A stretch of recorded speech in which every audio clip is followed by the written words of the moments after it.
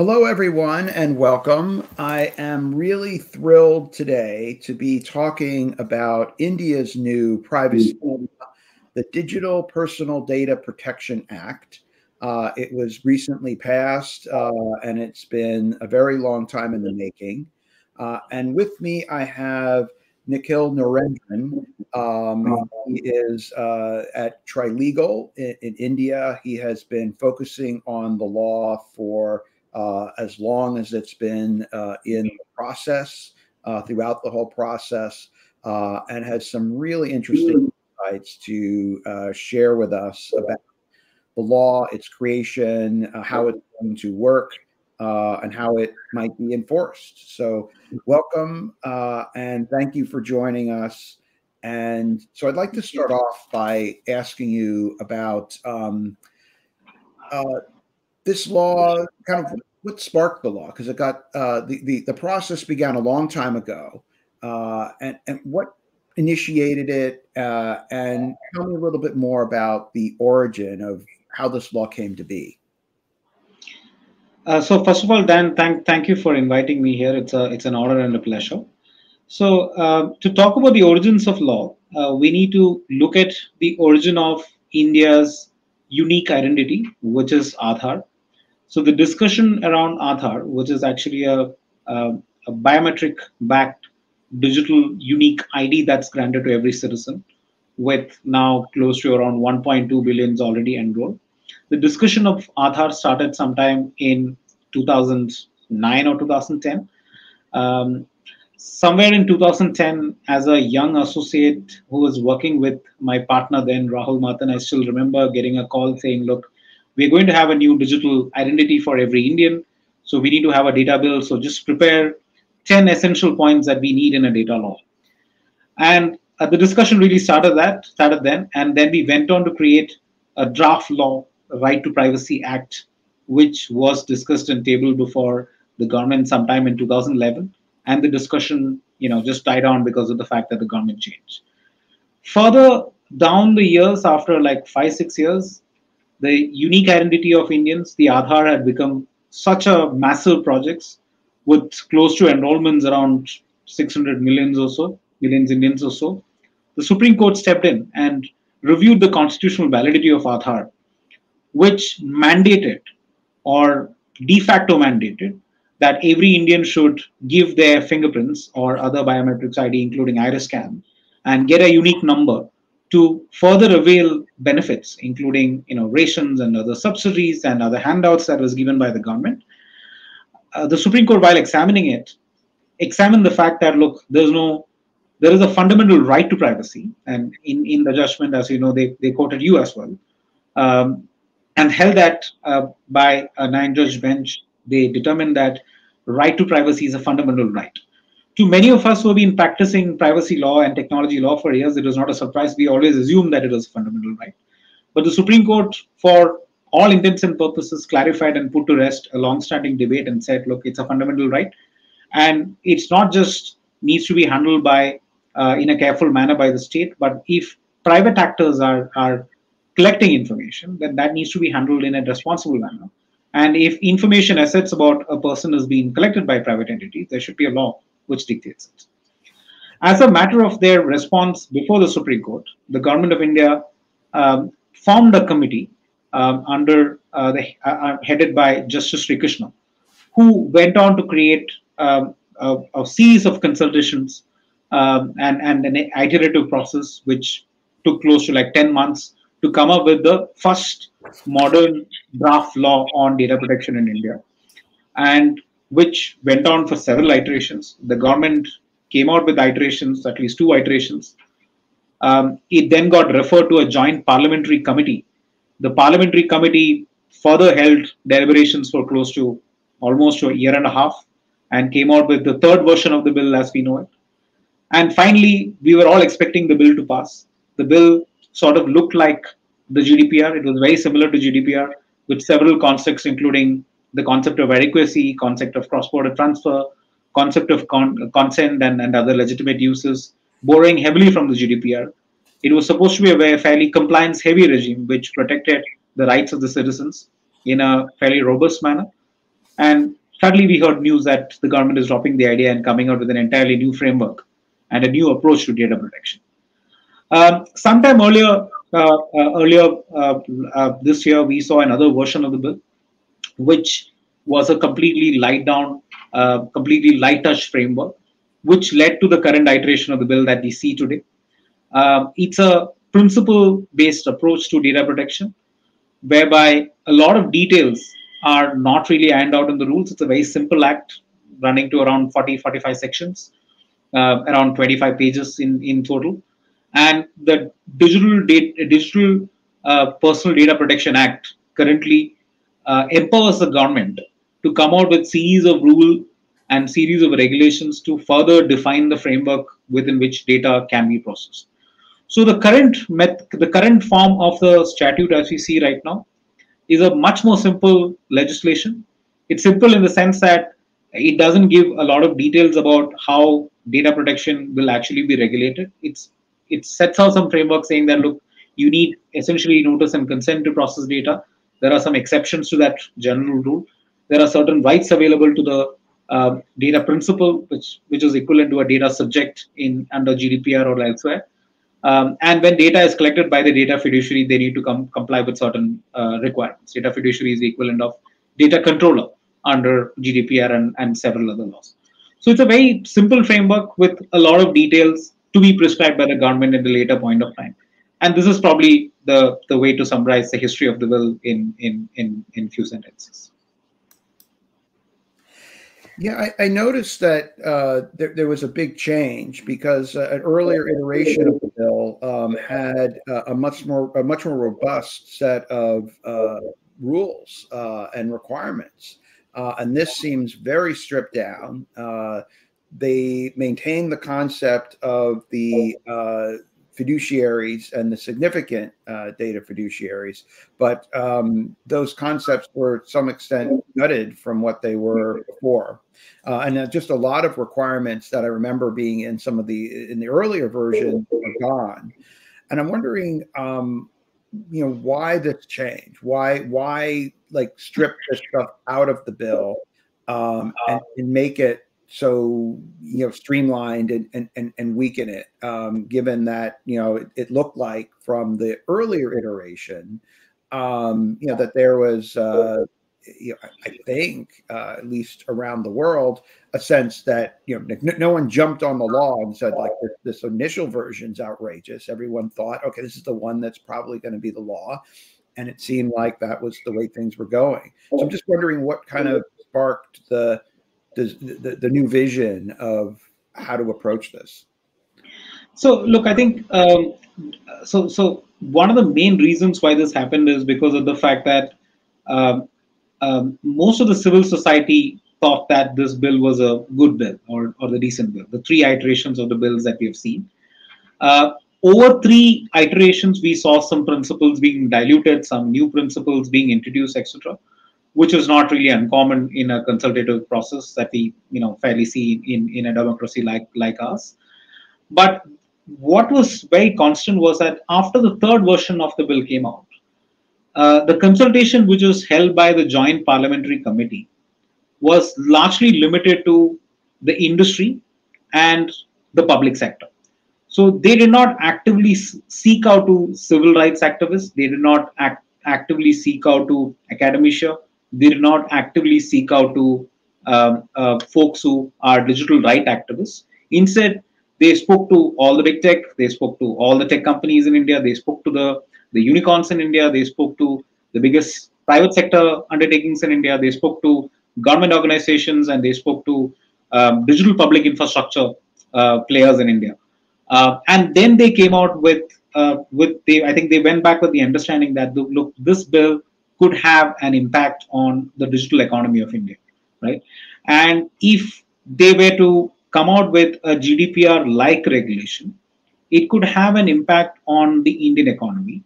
And they thought that this was an opportunity for India to leapfrog and undo all the harms that was done over the years with respect to its economy due to its closed economy and previous history of colonialization, etc. And digital was a way to go for because we are India, we are the world's tech center.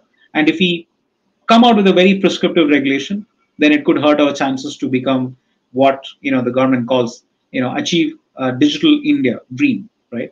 And they said, look, we will come out with a bare minimum framework, we'll come out with a basic framework, and we'll just stick on to that.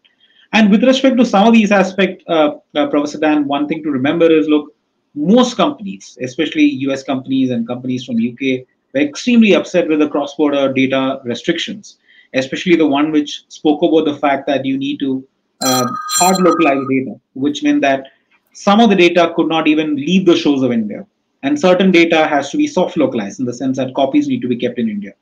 And there were terrible pushback from all quarters, especially the industry, saying that, look, that will lead to a splinter net, that will lead to a scenario where compliance is heavy, that will lead to a scenario where app stores like Apple App Store and the Google Play Store could be blocked in India. So there were policy arguments which the government took in, but in the process, what they did is some of the essential protections that we expect from a citizen expects from a bill, unfortunately, is absent from the bill. And the sort of guarantee that the government is saying is that, look, we'll come out with a good data protection board, we'll come out with a good data protection rules, and we will try and protect the interests of the citizens. I mean, they call it the digital Nagrik, which is the digital citizen in translation, and we'll protect the rights of the citizen. But few important things to notice is the fact that there's no compensation right for a citizen.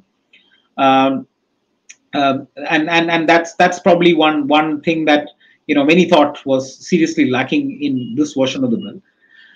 Few items like data portability, few items like some of the other regular rights that we see with respect to the board's power to sort of step in and make rules and make active regulations, etc., are missing from the bill.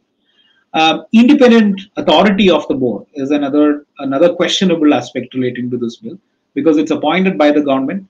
The data protection board largely only has powers of adjudication. They are more like a court rather than an expert independent body which should govern the industry per se, right? So these are some of the watered down provisions that we have seen in the last two iterations of the bill, which obviously is now the law.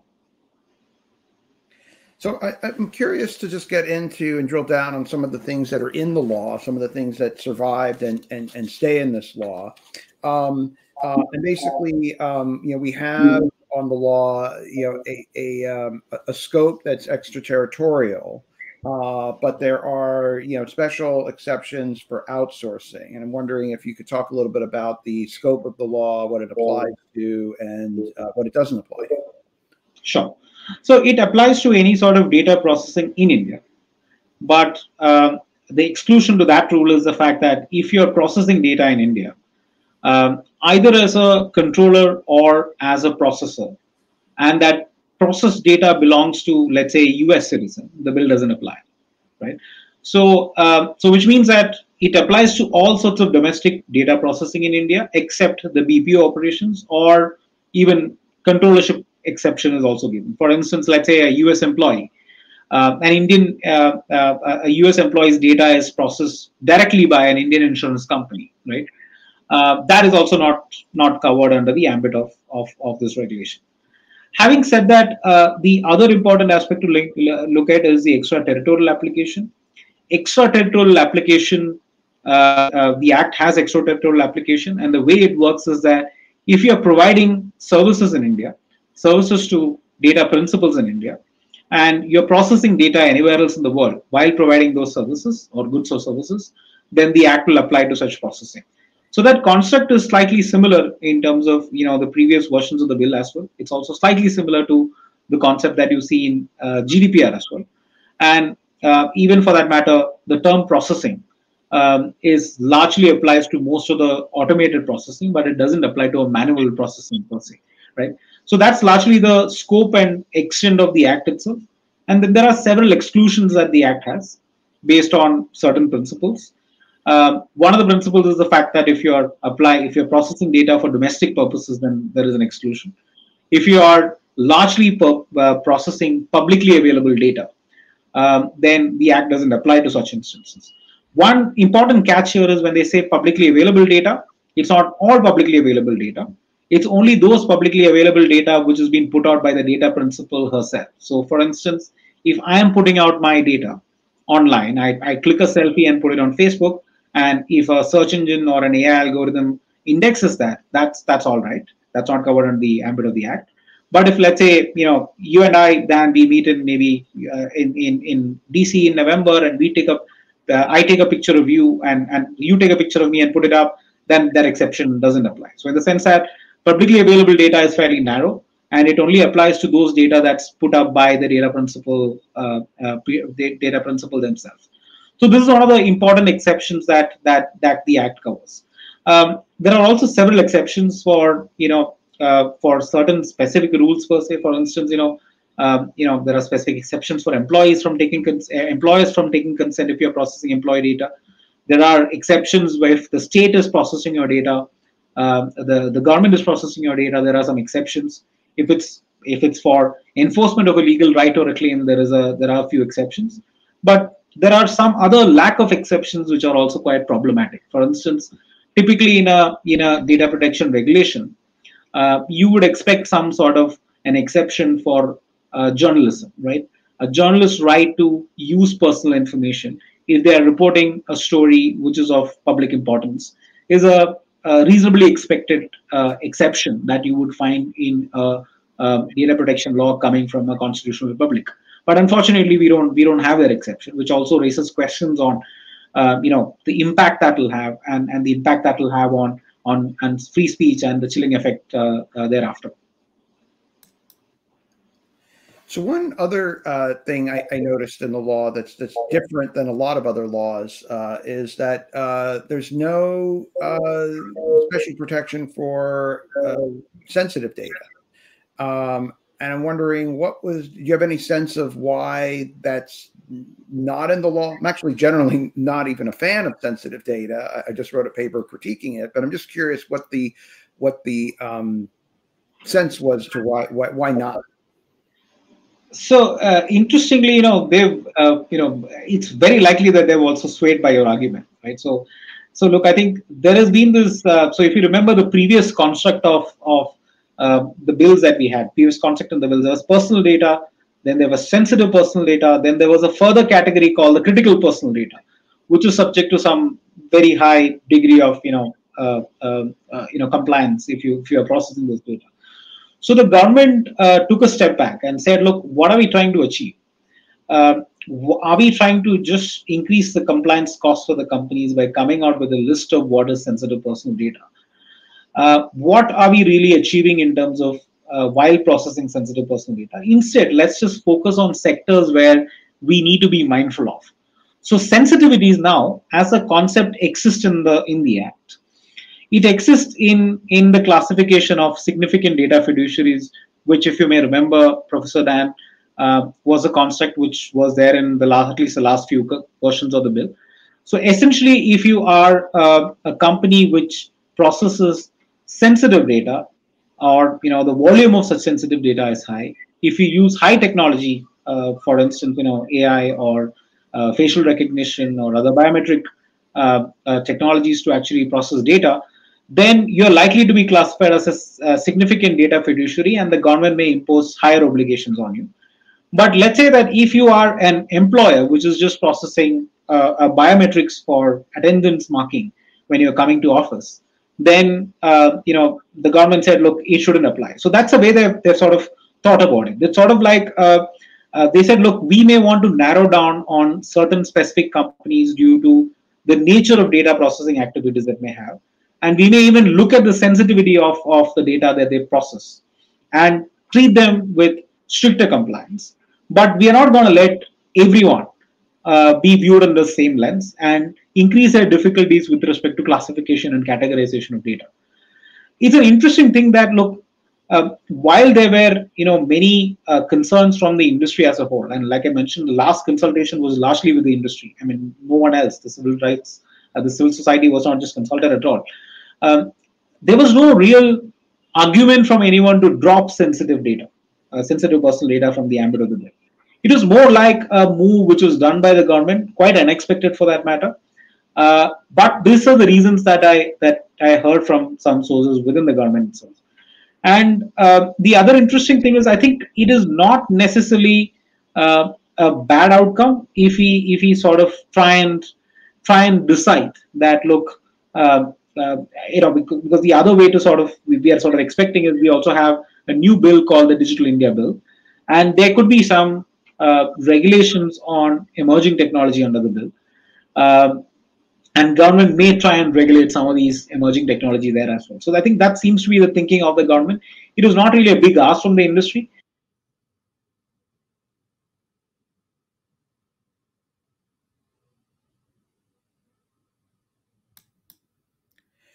Hey, Nikhil, your audio, I think, has gone out. Nikhil, your audio just went out a little bit, about like maybe around 15 seconds ago. So if you could kind of rewind and just catch us up a little bit. It was about 15 seconds ago. Sure. So what I was trying to say was, look, there were some comments from the industry saying that, look, the previous versions of the bill had financial information and some, card information and passwords as sensitive personal data, and the industry had a concern on it and said, look, passwords is sometimes not even personal information. Leave the fact that it's a sensitive personal information, because passwords are a cybersecurity issue, not a data protection issue, right? And similarly, they said, look, a financial information, which is like a payment card or a card payment data, etc., is governed by other rules of processing, including the PCDIs, etc. So there were comments which went to the government saying, look, the way that you're looking at sensitive personal data is very different. And it's also a question of what is sensitive. Sensitivity also will depend on culture. What may be sensitive in, where I'm speaking to you from Bangalore, may not be sensitive in a state like Manipur, right, which is on the farther northeast of India, which is a matrilineal society, as opposed to large parts of India, which is actually a patriarchal society, right? So there are different concepts of what could be sensitive in different parts of India based on linguistics and nature and geography, because we are such a diverse country. So why do we go down this route is an argument that the government seemed to have considered. One thing about the law that I think is interesting is the lawful processing provisions. It takes a consent-based approach, so consent is needed. But then there are a number of exceptions which are similar to the GDPR lawful bases, except there's some missing.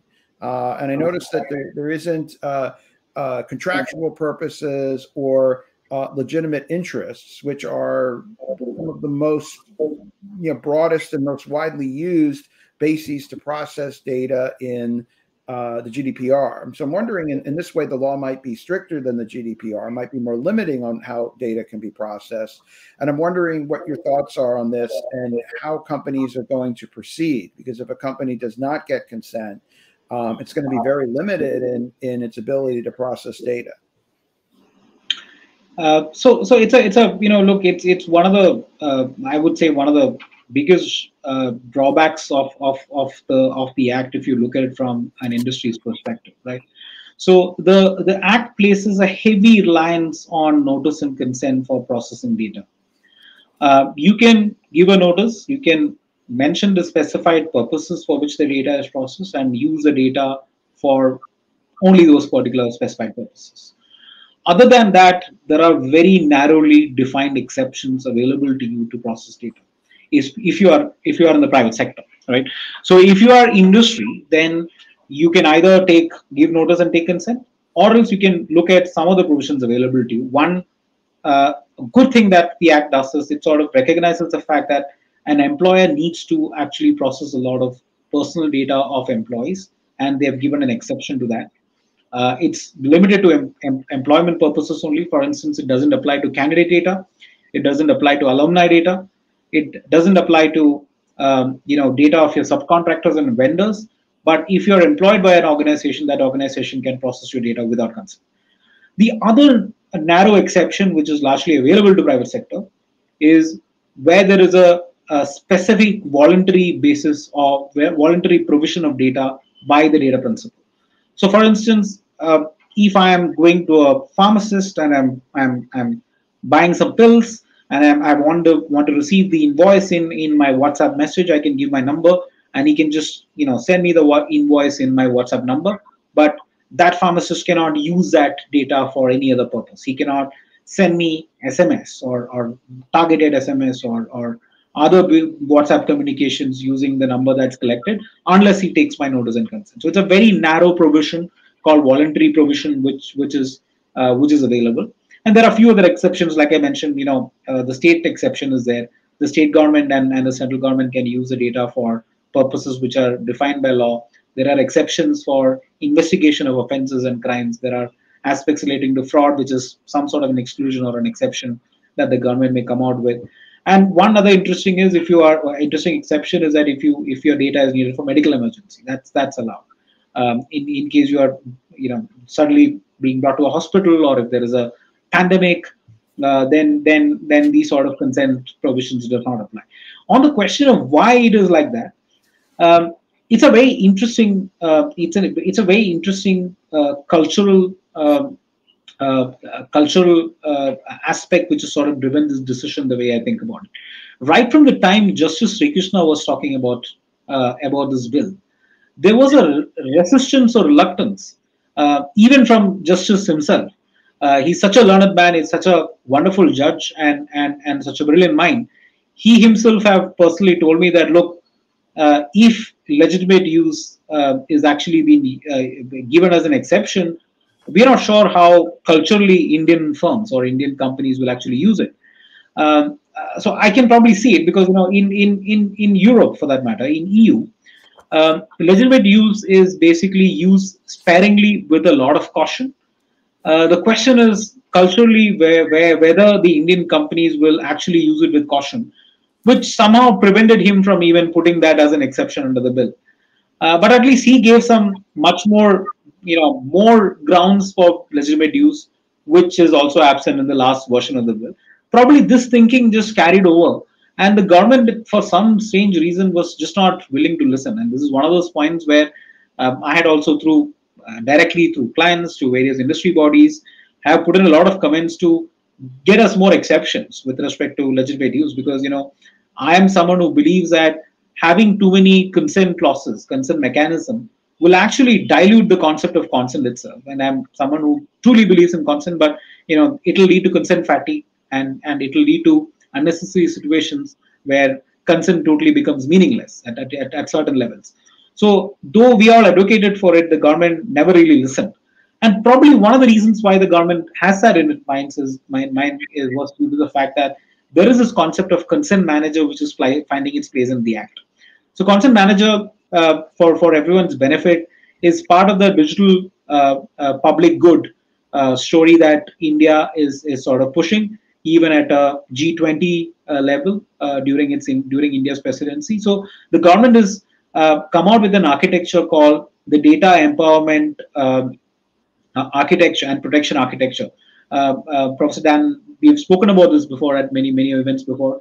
So DEPA is basically a framework that will power consent manager, and it will be easy for users and data principals to manage their consent, to enable portability. And it's already in place and working in our banking sector in the name called account aggregator.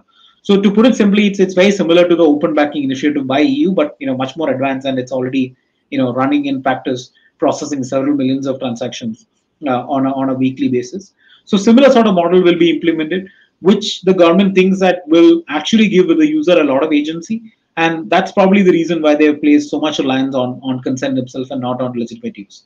But I totally agree that it would have been a much better proposition if we had a contextual necessity or legitimate use like EU prescribed. And we even had those versions in the previous versions of the bill, but it's sorely missing in the last few iterations. What do you think the impact of this is going to be on a couple things? A few uses that are often done, with a different kind of, you need affirmative consent, and the U.S. will allow for, essentially notice and choice, where as long as it's in the notice, if people don't do anything, they're deemed to have consented. And this sort of allows for, in particular, behavioral advertising, as well as now increasingly the collection and use of data for AI. For different types of algorithms, where you're increasingly seeing language inserted into privacy notices saying, hey, we're going to use the data to build our AI models for generative AI and other types of AI.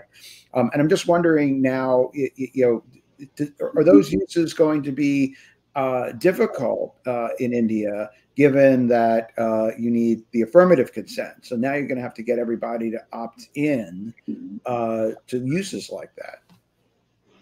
So it's an interesting question. So I think this has got different applications across different players in the tech industry itself. So I think for someone which is I'm not sure if it's a right word to use and a politically correct word to use. So if you are talking about a platform which has a network effect, right? I'm not sure if if this privacy bill, if this privacy act, will actually stop or make that consent provision truly meaningful, because even the current version of the act does not require the data collection to be granular. So in the sense that the consent need not be granular. The previous versions of the act mentioned that specifically it should be granular, especially for sensitive personal data, if my memory is correct. But that is sorely missing in this version of the act. So in that sense, provided that there is an opt-in, and opt-in is mandatory, it's not an opt-out like you mentioned.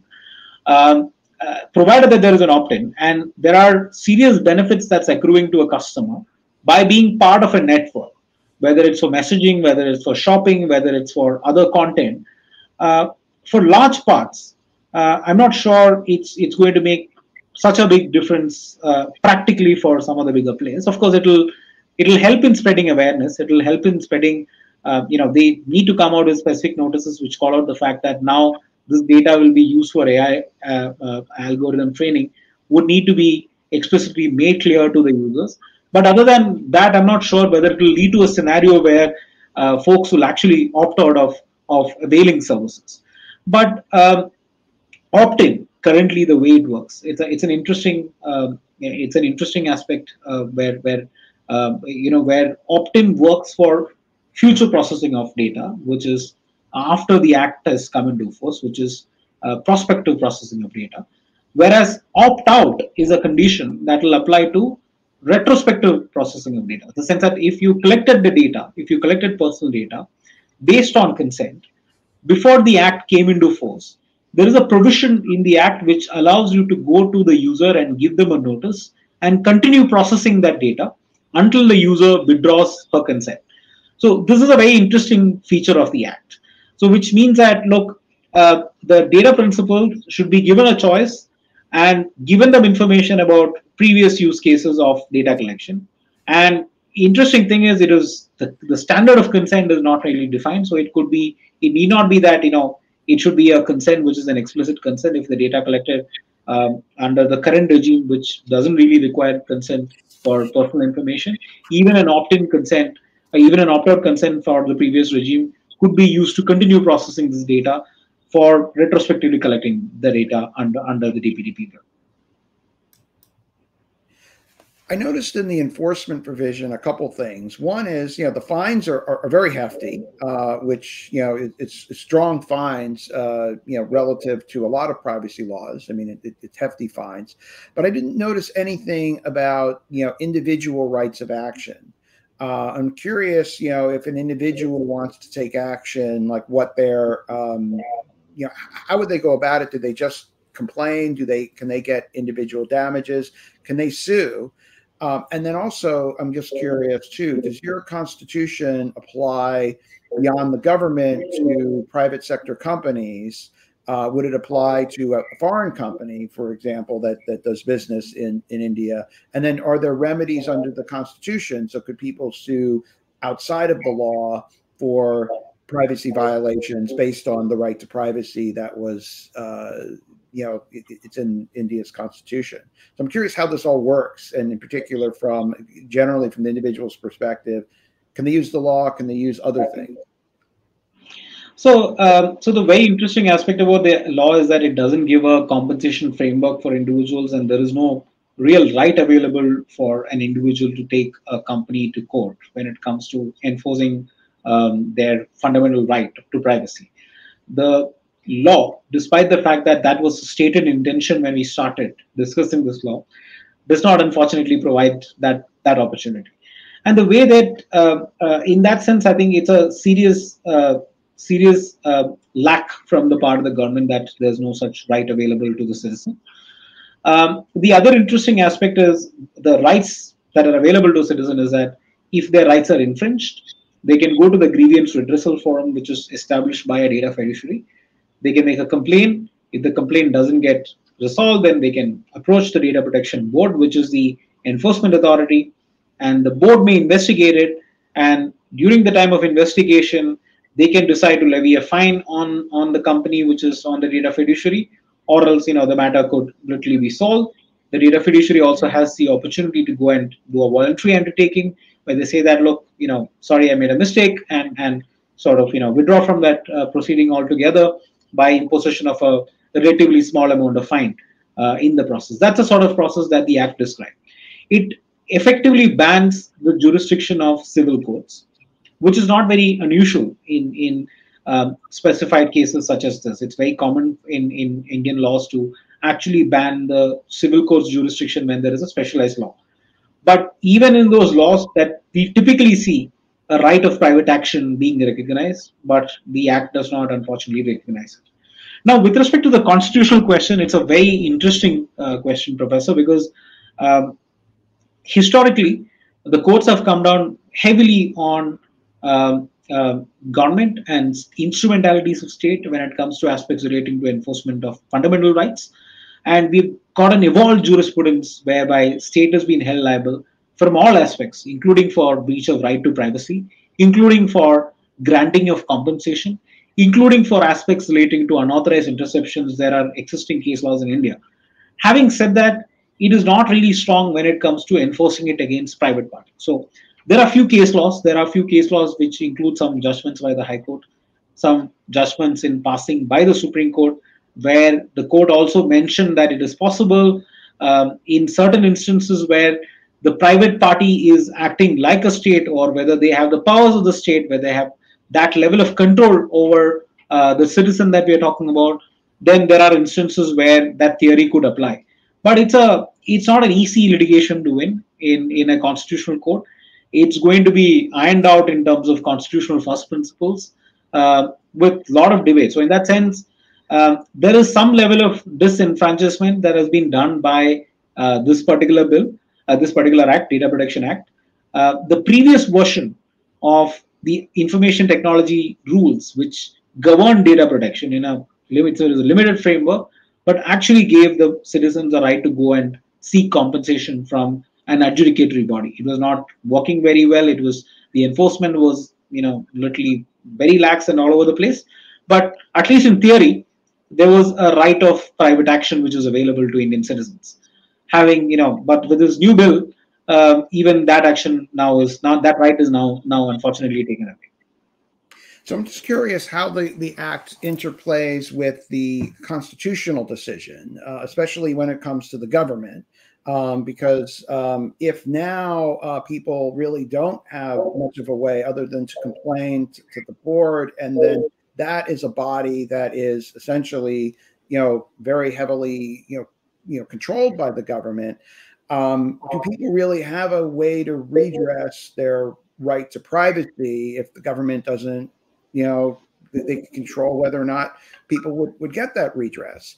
And then I just wonder, to what extent that would be consistent with the right that the Supreme Court has granted, and whether they would step in and say there could be a conflict here. I don't even know if there is a conflict, but if there is, what do you think might happen? So it's a very interesting question. I mean, look, there is there are a bunch of provisions in the Act which also has got some semblance of unconstitutionality, which we are also looking at very closely. But one thing that it's a difficult question to answer and say that is there a conflict at this point of time? So one is that you have a fundamental right which is granted under Constitution of India, and it's a spectrum of rights that's been granted by Part 3. It is not necessarily relevant to one particular article, which is it's not Article 14, 19, or 21 of the Constitution. 14 talks about right to equality, 19 talks about freedom of speech and various other rights with respect to trade and to freedom of movement, etc. Article 21 talks with respect to right to life and liberty. So courts have interpreted that fundamental right to privacy is something which is derived as a spectrum right, as a rainbow right under various of these rights which are granted under Part 3. And in that sense, it is sort of a superior right, and it is available to every individual, regardless of whether they are a citizen of India or not, because Article 21 is a right to life that's been granted even to aliens, even to companies for that matter, even to shareholders of a company for that matter, even to foreign shareholders of a company for that matter. So in that sense, it's a very superior right, which is now being taken away, at least a limited extent. And to clarify that, Professor Dan, the Act doesn't stop in any manner any sort of constitutional litigation against the state or the private parties. It's just that we have very clear, demarcated jurisprudence which has come out, which says that against the state, you have a fundamental right to enforce privacy. You can still go to a court and enforce it against the government who is not complying with the act, the government who is otherwise not complying with constitutional principles with respect to right to privacy, and they can be challenged. And there is jurisprudence to say that you can even impose compensation on the government, and that you are entitled to get compensation for breach of fundamental rights. But with respect to private parties, that is just not clear. And whether the courts will actually interpret it to say that the ban on civil courts is actually fundamental, is a ban on the fundamental right to privacy itself, is an interesting question. I personally haven't dug deep into it. There is another provision which allows the government to actually ban and call for certain information and ban certain information population, which is not subject to the 19.2 restrictions, which is restrictions on the freedom of speech, etc. The lack of journalist exceptions, where few other points which we thought were constitutionally suspect from this whole framework.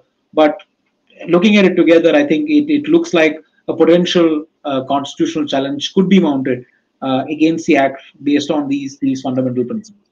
But just to again stress on this aspect further, and this is a very interesting aspect. So, given the fact that, despite the fact that there is no equivalent right under the law per se for compensation, it's true that there is no right per se for compensation, but there is always a right available for which gets the individual to actually approach a court, including a constitutional court, to stop something from happening and even impose compensation. It's just a bar on civil jurisdiction and not on constitutional jurisdiction. So one thing you had mentioned briefly earlier, but I really want to drill down on it, is the fact that the law gives a lot of flexibility and discretion to the government. I'm curious if you could unpack that a little bit more and talk a little bit more about that aspect of the law. Sure, absolutely.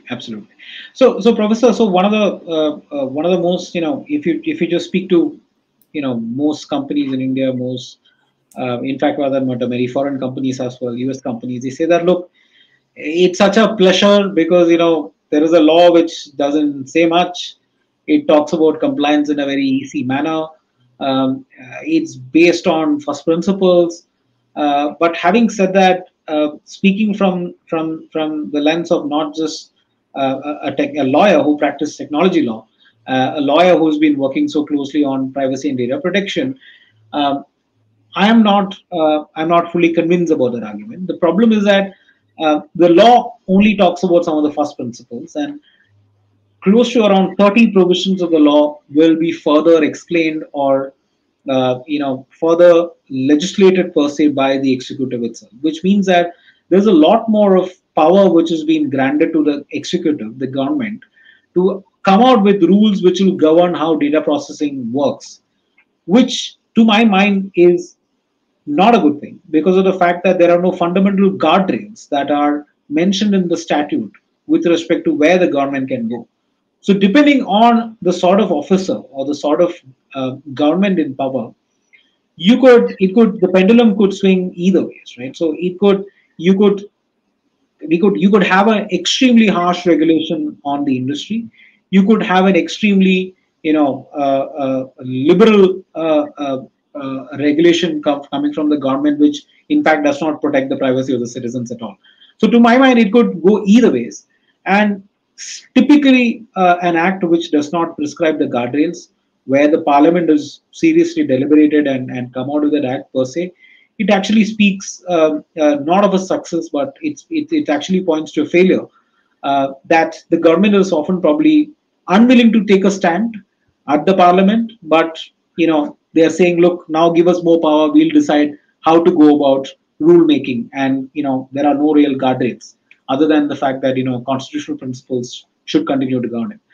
And one interesting thing about the rules in India is that there is a mandatory requirement to publish the rules for comments, not really consultation, comments, which means that typically it gets published for 30 days, 40 days or so, and then it goes to the parliament, and there's not much of deliberation on the rules. It just typically gets passed. Unlike the act or the legislation which gets deliberated before the houses, the rules do not get discussed at all or deliberated at all. It's typically a process that runs through the parliament to get these passed.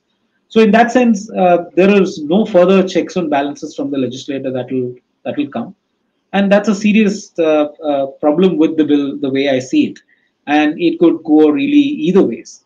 And I'm someone who's, while growing up, seen the days when the government of India used to act using what we used to call the license Raj, which means that for every activity in India, you needed to get a license, which has been further liberalized after the 1991 economic reforms.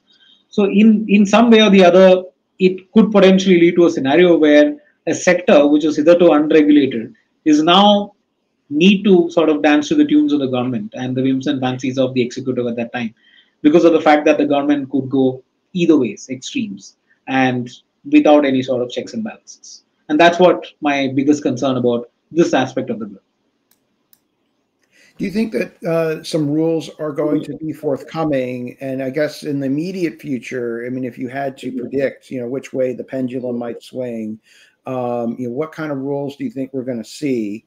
It's interesting because it looks like everyone thought, okay, the law comes out and that's kind of the basic word, and that's how things are going to be. From what you're saying, it looks like, no, actually, we need to wait and see what the government actually does. Are we likely to see some rules? And what do you think, is likely to happen? Do you think they're going to be consistent with the law and kind of keep things where they are? Do you think they're going to push the law in one direction or the other? So look, I mean, it's difficult to predict, but I have a feeling that the way the government is going to approach this is they're going to actually look at who the fiduciary is. So I'm expecting that some of the companies which process fairly sensitive data, it could be health sector, it could be, aspects relating to certain limited features of the finance sector, it could be social media companies, it could be high technologies companies which deal with aspects relating to AI. Those companies could be subject to reasonably high standards of compliance as significant data fiduciaries, whereas rest of the industry could be given fairly low levels of standards of compliance when it comes to regular consent notice and other aspects, right? So I think, Professor Dan, one thing that we have also discussed in the past is about one is about what is there in the law. Second is about what is the possible um, uh, regulatory appetite to actually go and enforce, right? So from that perspective, the government's appetite seems to be to actually regulate the so-called technology companies, which are deeply invested in high technology and intrusive processing of data, and not necessarily look at the traditional brick and mortar stores or retail operations or manufacturing companies and so forth. So that thought process might get reflected in the rules also, is my sense. And my prediction is that it's going to, we'll see some draft rules coming out in the next couple of months or so, which may be issued in later part of the year or early next year. And the bill will be enforced on a staggered basis. I'm expecting, government has actually said, some ministers have said 12 months. I wouldn't be surprised if a compliance window of 18 to 24 months will be given, at least for several sectors. So I guess at this point, where are things in the enforcement? Is the body, formulated, and when do you think we might see actual cases come down? So I think it will only happen after 18 to 24 months or so. I think once the act is fully enforced. So basically, the act will be enforced on a staggered basis. I'm expecting the rules and the some other provisions of the act to sort of come in almost like in a very short period of time per se, starting in couple of months. We don't have the data protection board appointed yet, but the government has um, specifically given charge to a bureaucrat within the Ministry of Information Technology and Electronics to act as a person in charge of the rule making and also coming out with the uh, recommendations for the data protection board itself. So that work has happened already. There's still more work ongoing at the government level, and we think probably in by November also we'll probably get a better sense of where we will be in terms of the enforcement. What would be your overall, I guess, to wrap things up, generally your overall advice for companies doing business in India, especially companies from abroad? What should they going to be on the lookout for? What should they be doing? How should they be, proceeding, given the fact that the law that we have is not necessarily going to be, how things actually look once enforcement starts and we see rules.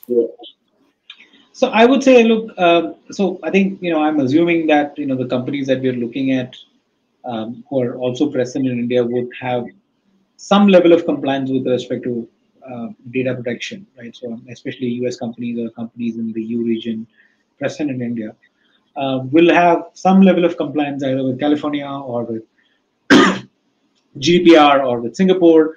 So in that sense, the best way, if you have that level of readiness, then probably the way to approach this is to do a gap analysis and figure out what is a gap and sort of try and fill it. Because most of the concepts that we see under the law per se, except for maybe the verifiable consent, verifiable parental consent language for children, are not that drastically different from some of the concepts that you see elsewhere.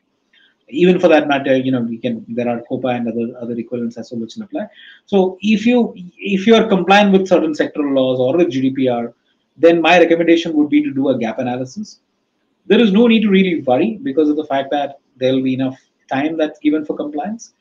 And unless you are into fairly intrusive levels of processing or volume of processing, etc., it's unlikely that the immediate gaze of the regulator will be on such companies. So there should be enough time to get your house in order.